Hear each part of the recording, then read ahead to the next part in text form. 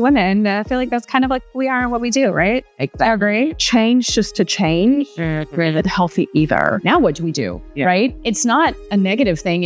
This is how we live life with other humans. Yes. Like it's My fair. whole mindset shifted with that one accident. Like this is so interesting because I think sometimes people get stuck in this. Like life is happening, life is lifing. I don't like it. I don't want it, whether it's relationships or work or whatever it is. But like the power is in the pivot, right? The energy of the movement. And while we're pivoting every day, there are some like really prolific things that happen. Yeah. And it's really hard to embrace them. Like, how do you, because you're the one that said embrace it, right? You said the energy. Like, I'm coming right back to you. Like, what, how? I think it's different for every person. You have to be really tapped into your inner self. Yes. And led by spirit. Because I also love you're saying that. I love the fact that we're talking about pivot, but there's also power in staying the course. Yes. Change just to change isn't healthy either. So whatever people need to do to get centered every single day and be led and guided on that particular day, I think that's understated. We just hop up in the morning, right? And I'm just going at it. Mm-hmm. But if you don't take 10 minutes to ground yourself, you could be pivoting and creating lifing moments that aren't even for you. That's right. Exactly. I love that. You're like, was that today? No. Yeah, exactly. So I know that is a balance of pivot with stay the course. Yeah. And you have to find that for yourself. Well, and it's like living life, the difference between living by default versus living with intention, right? Yeah. So like when we're changing for what purpose, right? There has to be intentionality in what we're doing, pivoting versus, and then, which I'm sure this is not going to be foreign to any of you ladies of hearing, well, so what we're doing this, why are we doing that? Well, I don't know. We've always done it this way. Yeah. Oh my gosh. No.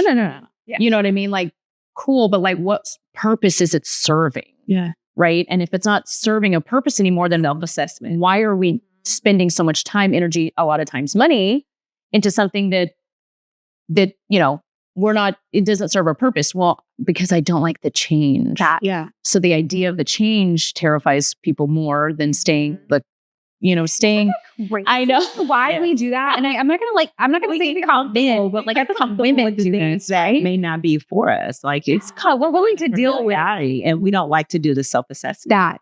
I tell people, I actually do this all the time. I was like self-assessment because sometimes what we're fueling ourselves with may not be what's healthy for us. That's right. And a good example, I was like, of course, I'm gonna use a health analogy, but like people, places, and things, just like food, have the ability to be toxins or nutrients. So that's right. Yeah. And so if you sit down and you assess, things that were good for your body in your 20s may not be good for your body in your 40s. Yep. So just because it was a healthy food in your 20s doesn't necessarily mean it's a healthy food for your body of who you are in 40s. That's right. Yeah.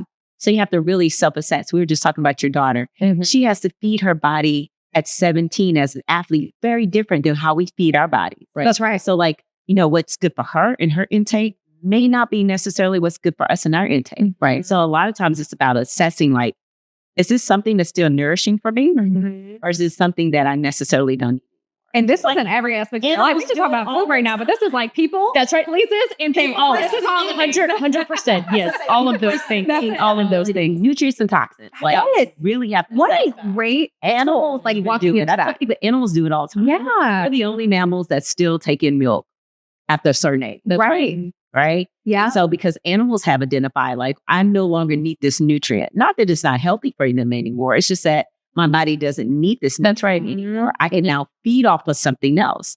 So what are we looking at as our nutrients, and what are we feeding off of? Is it something that the 5-year-old version of you needed? Right. Or is it something that your 20-year-old version needed? Or is it something that you need in the moment? That's right. So really, I love that. That's the excuse why I don't drink milk. See, that's why I was like, yes, okay, I felt that. I didn't need that. I don't need that. That's right. I'm like, out of there. That's hilarious. What Erika said too, because there's a tendency also to look around and see other people pivoting. That's right. People make changes, but then you feel like you need to get into that. That's right. Flow. But again, it's about being intentional, knowing what's for you, and knowing that your timing may be different. Because yes, the job doesn't mean it's your pivot. That's That's right. And I'm glad Not default. you're